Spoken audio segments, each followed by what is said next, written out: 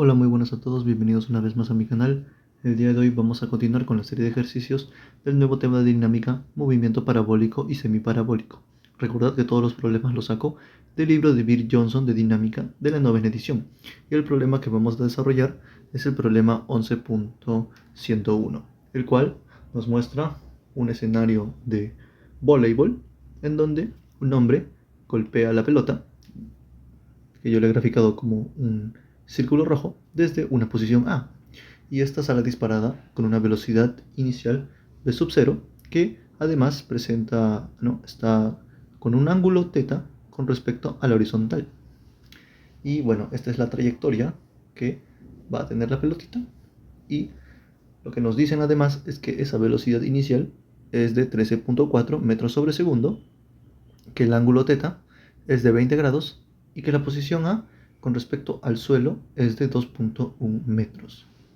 Bueno, y además nos dicen que aquí existe lo que sería la red o el borde superior, ¿no?, de la red, que presenta una altura de 2.43 metros y se encuentra a 9 metros de la posición inicial en posición A. Y lo que nos piden hallar como parte A del problema es determinar si la pelota pasará por encima de la red. Y para eso, ¿qué es lo que tenemos que hacer? Quiere decir que esta posición en C tiene que ser mayor de 2.43 metros. Si llegase a ser mayor, entonces efectivamente pasa por encima. Si llegase a ser menor, entonces no pasará y por lo tanto chocará con la red. Y sería un punto para el equipo contrario. Entonces, lo que tenemos que hacer es, primero, una vez más, elegir nuestro sistema de coordenadas, nuestro origen. El origen puede ser cualquier punto, recordemos, punto A, punto B, punto B, punto C, cualquier punto en este plano. Y bueno, yo he elegido como mi origen aquí, el cual presenta, ¿no?, nuestros ejes XY, y para el caso de X se encuentra con respecto al suelo del partido de voleibol, y además con respecto al eje Y se encuentra precisamente en la posición del punto A. Listo. Entonces, una vez que hemos elegido nuestro origen de coordenadas, lo que hay que hacer es trabajar de forma independiente con cada uno de los movimientos en los ejes. Por un momento, como nos piden solamente hallar si pasará por encima o no de la red, olvidémonos de esta zona. Olvidémonos por un momento de esta zona y enfoquémonos solamente en esta trayectoria. Entonces, lo que nos piden es hallar esa altura h, pero no tenemos datos del tiempo. Sin embargo, tenemos datos de la distancia. Por lo tanto, es conveniente trabajar primero con el eje X. Y recordemos que el eje X, ¿no? Entonces vamos a evaluar la sección AC, como lo he mencionado. Olvidémonos por un instante de la sección CB. Y empezaremos en el eje X, que recordemos que es un movimiento uniforme, MRU. Y la única fórmula que existe sería esta: la posición final en X va a ser igual a la posición inicial más la velocidad en X por el tiempo. ¿Qué tiempo? Pues el tiempo de AC. ¿Qué posición final? La posición final en C. Y la posición inicial es la posición inicial en A.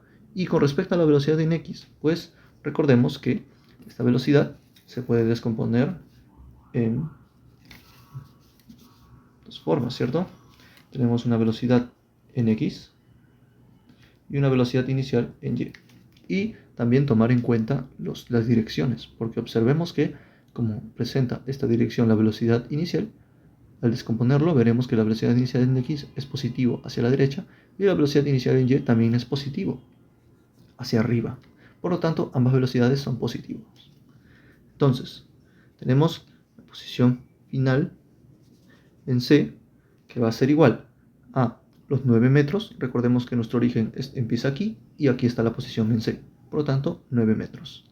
La posición inicial en A, como se encuentra con respecto en el eje Y, es decir, en el mismo punto de origen, es 0. La velocidad inicial, recordemos que en X va a ser igual a velocidad inicial coseno de θ. Por lo tanto sería 13.4, que es la velocidad, la magnitud de la velocidad inicial por el coseno de 20 grados. Y el tiempo de vuelo de A a C. Listo, como es nuestra única incógnita, lo único que hay que hacer es despejarlo, y de esta manera obtenemos que el tiempo de vuelo de AC va a ser igual a 0.715 segundos. Listo, y con este tiempo, ahora sí, podemos evaluar lo que sería el eje Y. Entonces, el eje Y toma movimiento rectilíneo uniformemente variado, MRV. ¿Qué ecuación hay que usar? En este caso, como nos piden si pasará o no por encima, lo que queremos hallar es la altura del punto C con respecto al origen, que en este caso yo elegí el suelo. Si queremos la altura, pero no tenemos, y tenemos tiempo, queremos altura, tenemos tiempo, tenemos velocidad inicial, es conveniente usar la segunda ecuación, la cual nos dice que la posición final va a ser igual a la posición inicial más la velocidad inicial en y por ese tiempo más la aceleración por el tiempo al cuadrado dividido entre 2, donde recordemos que aquí en este tipo de problemas solamente existe para el eje y una aceleración, la cual es negativa, es decir, sentido contrario al eje y va a ser igual a 9,81 metros sobre segundo al cuadrado, porque estamos trabajando con el sistema internacional. Listo. Entonces, vamos a reemplazar los datos. Tendríamos que nuestra posición en C va a ser igual a...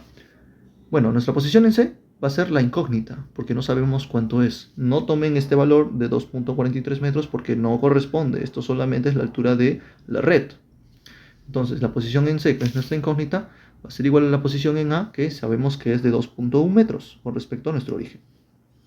Más la velocidad inicial, que es de 13.4, por esta vez el seno del ángulo 20 grados, multiplicado por el tiempo de lo que vamos a hallar, que es de 0.715 segundos, menos la aceleración de la gravedad, que es 9,81, multiplicado por el tiempo al cuadrado y dividido entre 2. De esa manera, nos quedaría que la posición en C va a ser igual a 2,87 metros.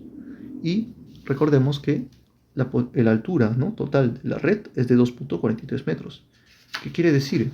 Que como la posición de la pelotita en C es de 2.87 metros, que es mayor a la altura de la red, quiere decir que sí va a pasar por encima de la red.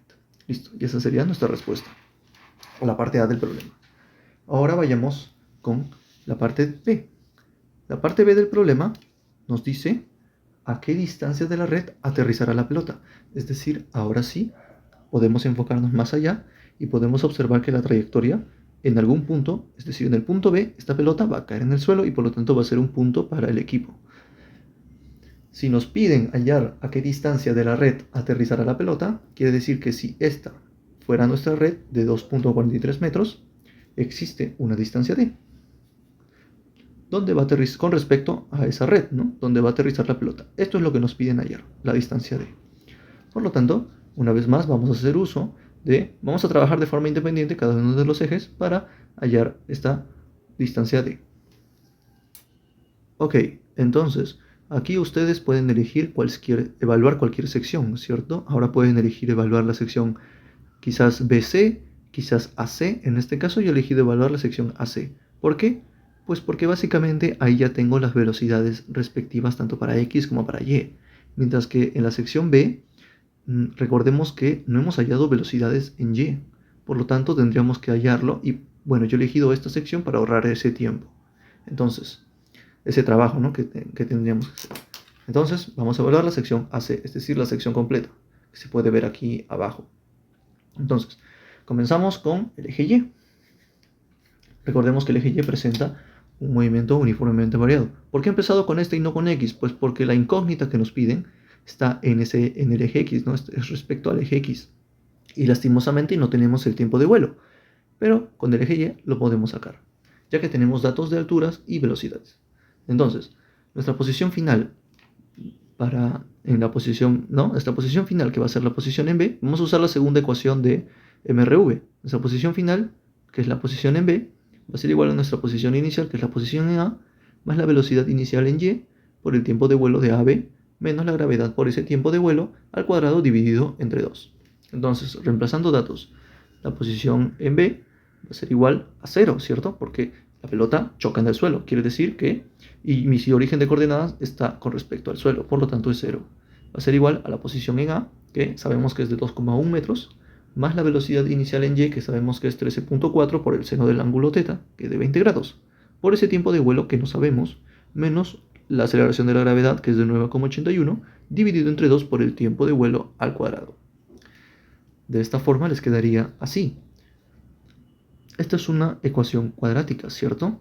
y nosotros ya sabemos cómo resolver, cómo obtener los valores de las variables, ¿cierto? En este caso el tiempo, haciendo uso de esta fórmula para resolver ecuaciones cuadráticas, donde se trabajan con las constantes. En este caso A, B y C representan constantes, donde A representa esta constante de 4,905, B representaría esta constante contando también el sentido negativo, es decir, B sería menos 4,583, y finalmente C también tomaría en cuenta el signo, sería menos 2,1. Y ustedes resolviendo esto con el más y el menos van a tener dos, como es una función cuadrática, van a tener dos respuestas, que el tiempo sea menos 0,34 segundos y el tiempo de 1,271. Y nosotros sabemos que el tiempo no puede ser negativo, por lo tanto se descarta. Bien, entonces el tiempo va a ser 1,27 segundos. Sigamos, entonces ya tenemos el tiempo y por lo tanto ahora podemos hacer uso del eje X, que presenta un movimiento rectilíneo uniforme. Por lo tanto, aquí tendremos que usar la fórmula. Recuerden, la posición final, en este caso en el punto B, va a ser igual a la posición inicial en el punto A más la velocidad inicial en X por el tiempo de vuelo de AB. La posición final en B va a ser igual a 9 más la distancia, ¿cierto? La distancia que es nuestra incógnita. Va a ser igual a la posición en A, que es de 0, más la velocidad en X, que es 13,4 por el coseno del ángulo de 20 grados, y el tiempo de vuelo que acabamos de hallar, que es 1,271 segundos. De esa manera, ustedes despejan la incógnita D, y de esta manera nos saldría que la distancia D va a ser igual a 7,01 metros. Listo. Y con eso hemos resuelto el problema 11,101. Espero que les haya gustado, que lo hayan podido comprender. Déjense un like, compartan y nos vemos en el siguiente ejercicio. Hasta luego.